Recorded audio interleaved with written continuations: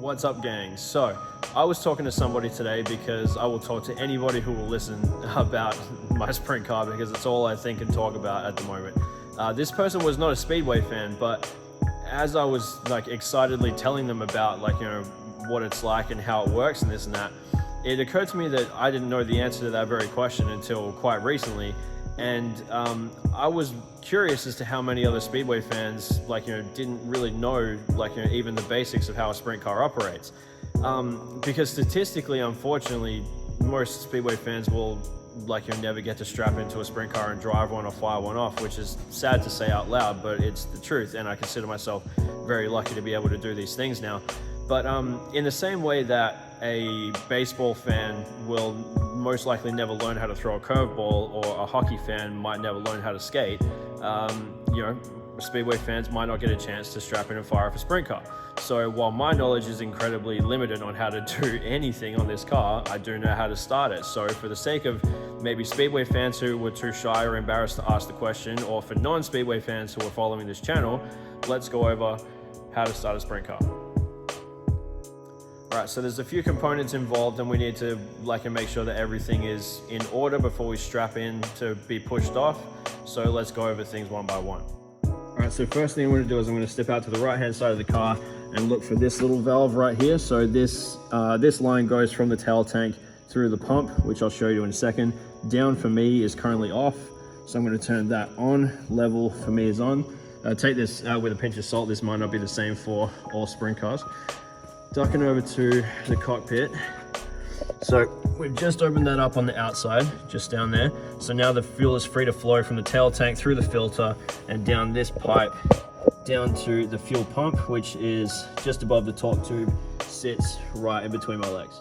All right, again, just another few components before we physically get in and strap into the car. All right, so here's our gear shifter on the right-hand side. So for those who don't know, down is in gear and up is out of gear. So if we pop that up, the car is now free to roll and move as it wishes. And sprint cars are notoriously very light, so we can, I'm grabbing this with one hand and I'm able to move this around.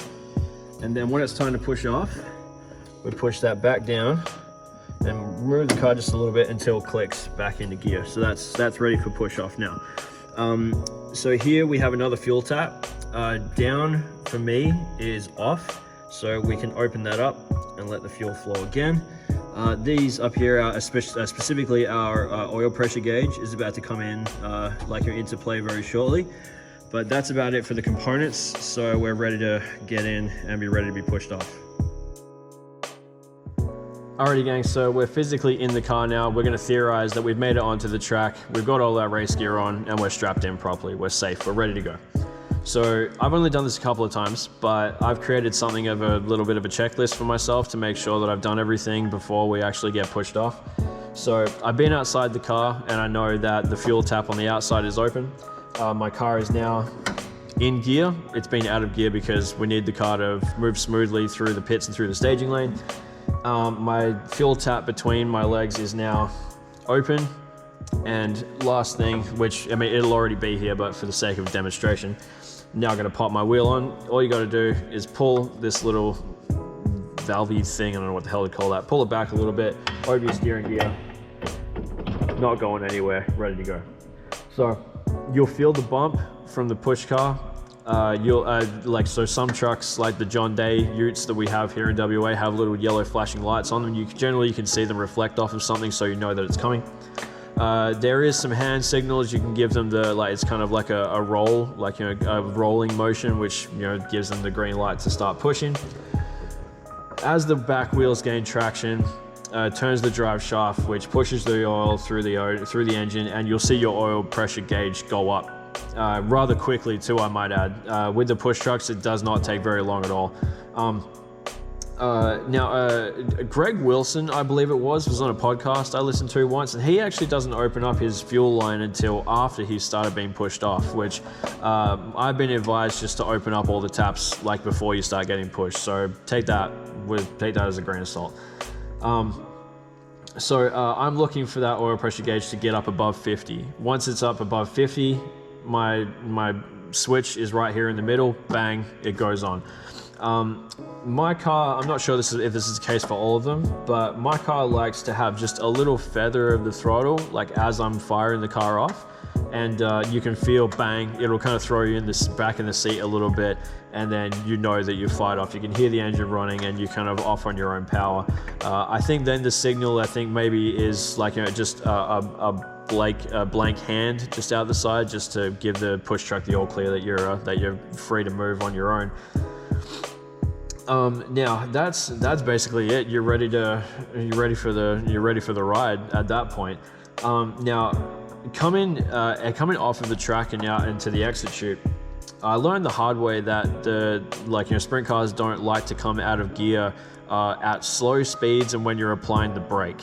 You can yank them out of gear whenever the hell you want. Like, you could be at full speed and yank it out of gear, and it will work. But as I found that as I was applying braking, trying to get the car out of gear at slow speeds, it wouldn't have a bar of it. So Ian eventually gave me the tip that if you just kind of tap the throttle a little bit and yank the gear lever up at the same time, generally it will come out of gear a lot easier than what I was trying to do, which was trying to almost come to not to a stop, but I was trying to get it out of gear at a very, very slow speed, and it wouldn't have a bar of it. So that's a little trick on how to get it out of gear and leave the engine running, which is how generally it warms up at the start of the night. We didn't do a good job of that the first time we went out because I was in panic mode and I didn't really understand how things worked, and I still don't to a very large degree, but we are learning more every day. So that's basically, that's it, gang. That's how you start a sprint car, and that's and then at the end of it, bang, as soon as you hit that toggle switch back down, car will kill itself, and then you're ready to pull yourself out and get ready for the next one. So I really hope that everybody gets to do this at least once, because it's really something else to be in control of a sprint car, like you being in the seat and being able to see nothing and everything at the same time, and it's so loud but so quiet at the same time, and you feel like you're going so fast but you're going so freaking slow, which is I learned all these things last week. I'm probably repeating some things that I said in the original first drive video. But yeah, look, it's really something else, hey, and I really do hope that everybody gets to do it, and I'll be thinking of every single person that leaves a like or a comment or subscribes to this channel every time I get into this thing, because it really does fuel the fire. The support that I've gotten, in the comment section of these videos and through the Instagram and the Facebook and stuff, people from the Speedway community reaching out to me, offering help and stuff like that, has just been unreal. I really didn't see it coming. These people don't owe me nothing, but they're going out of their way to offer me support and help, and everybody here is going out of their way to leave supportive, kind words, which is just ridiculous.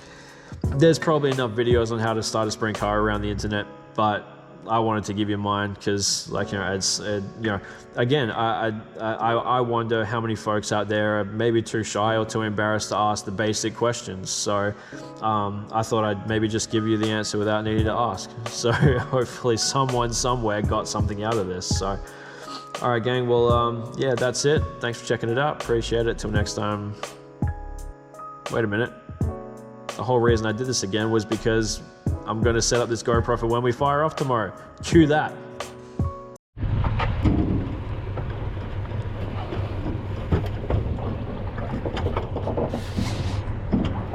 Left hand down.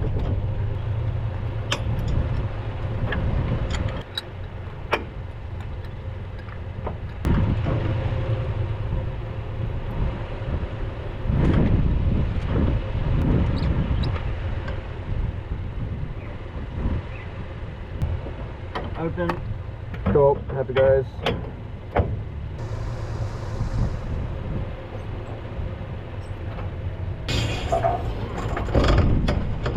All right.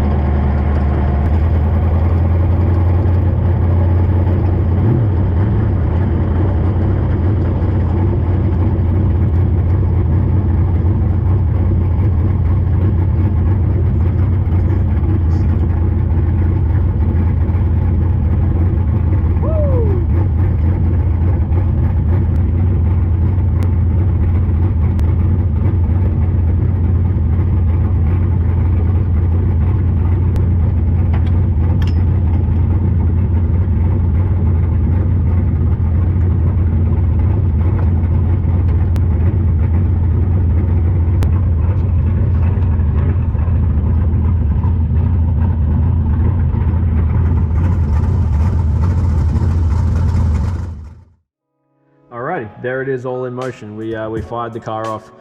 Well, it will be tomorrow, so I'm hoping it went smoothly. And if it didn't, this video will never see the light of day. And if you're seeing this, it means it all went well. We're ready to go to the track next week for our first race. So thanks for checking it out. Appreciate it. Till next time. Bye for now.